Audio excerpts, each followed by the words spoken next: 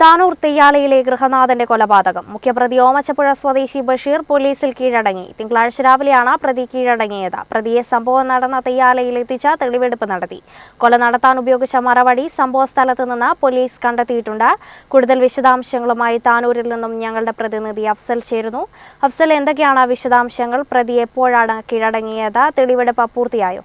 താനൂർ തെയ്യാല വാടക കോട്ടേഴ്സിൽ താനൂർ അഞ്ചുടി സ്വദേശി പൗരകത്ത് സവാദിനെ തലക്കടിച്ചും കഴുത്തറുത്തും കൊലപ്പെടുത്തിയ കേസിലെ പ്രധാന പ്രതി സവാദിന്റെ ഭാര്യ സൗജത്തിന്റെ കാമുകൻ കൂടിയായ ഓമച്ചപ്പുഴ സ്വദേശി ബഷീറാണ് ഇന്ന് രാവിലെ പോലീസിൽ കീഴടങ്ങിയത്.